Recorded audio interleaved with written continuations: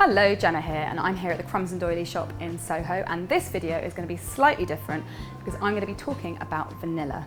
Now, there's been a lot of discussion on my YouTube channel in the comments boxes about the vanilla that we use here, so I just thought I would show you, talk a bit about what we use here at Crumbs Doilies, what you can buy in the supermarket, and also how you can make your own vanilla extracts with really simple ingredients.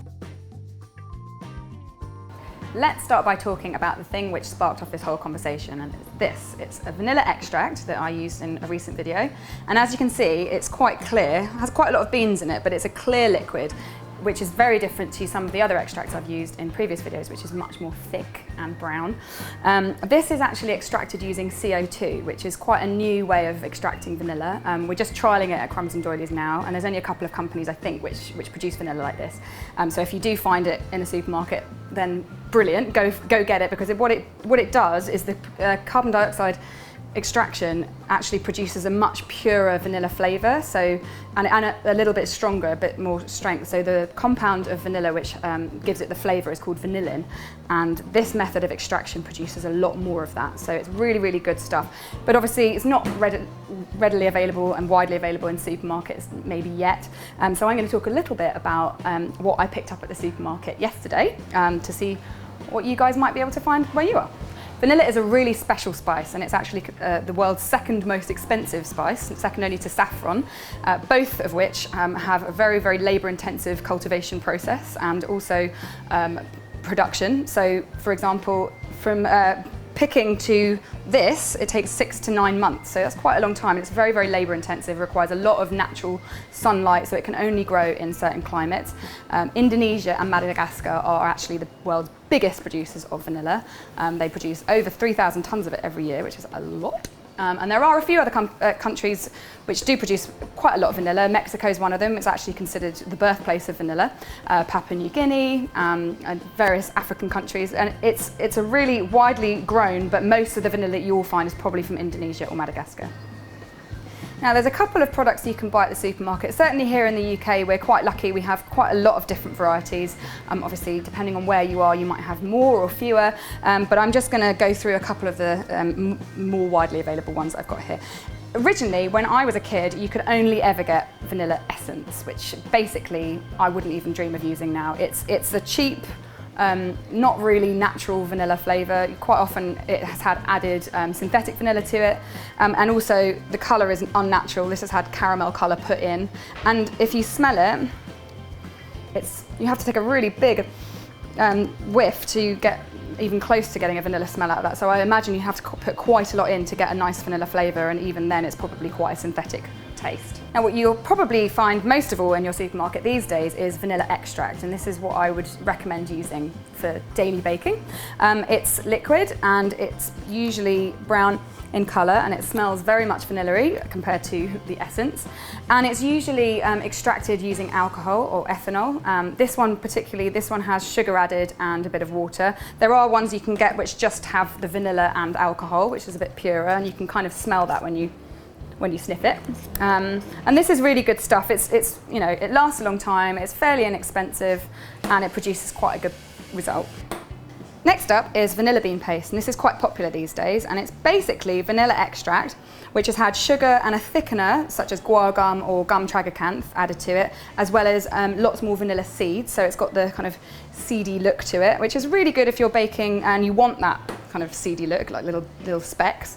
And it's also pretty good if you're making something which doesn't want to have any more liquid added to it, so it's quite a kind of thick, gloopy consistency.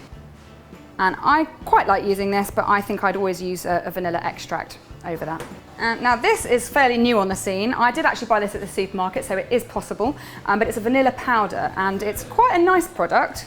It's basically ground up vanilla pods.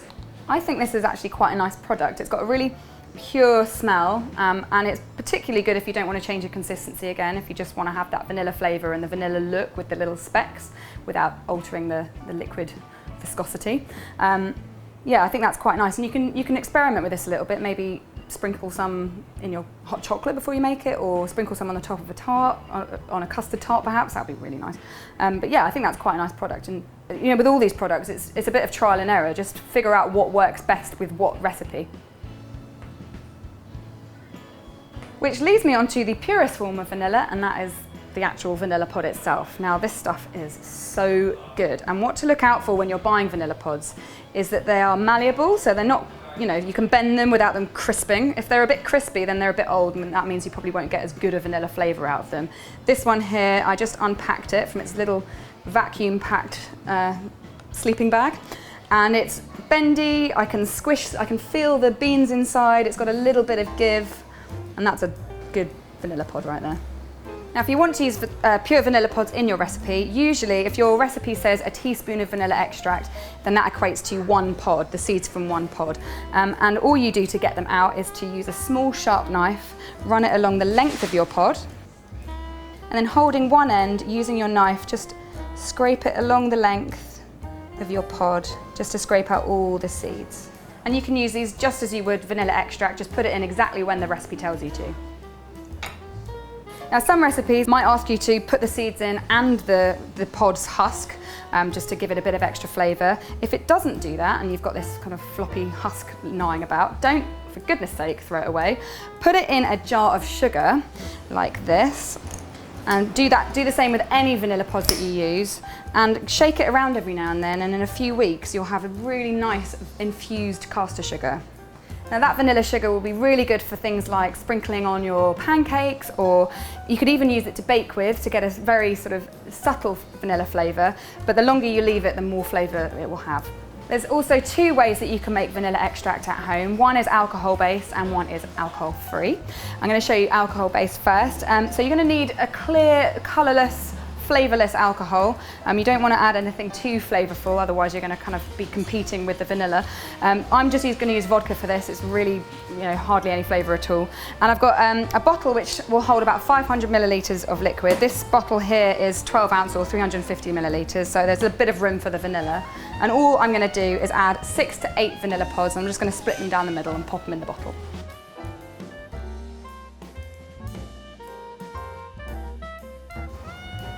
And then you just pour your alcohol over the top of that.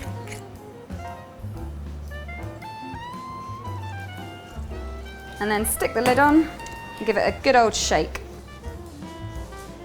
Now that's not going to be ready to use immediately. It's going to take a few weeks, up to 2 months, until it's got enough vanilla flavour in the alcohol that you can use it as a vanilla extract. So just keep it somewhere in a cool, dark place. You don't want to have the sunlight hitting that, otherwise it's going to really affect the flavour. Put it in a cool cupboard and just shake it every few days, and then in a couple of months you're going to have delicious homemade vanilla extract. Now the other method uses glycerin instead of alcohol. This is something I bought at the chemist. You can buy it at the supermarket in the kind of baking aisle, because it is also an ingredient for baking and stuff. But it's also considered a very old school method of skincare. So you can buy it at the chemist, and make sure you get kind of edible or food grade glycerin. And there's also, watch out for animal derived glycerin and vegetable if you're vegetarian. If you can't find the specifics, you're probably best off buying it online. But this is a 200 ml bottle. I've got a jar here, and I'm basically just going to do the same thing, but with this one I'm going to scrape the seeds out. Because the glycerin's a bit thicker, you want to give it a bit of more of a helping hand to get the seeds to kind of come out. So I'm just going to use 4 pods for this 200 milliliter bottle.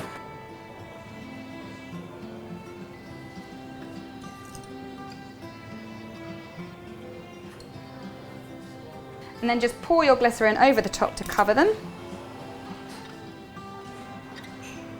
And just like with the alcohol extract, just put the lid on and give it a really good shake.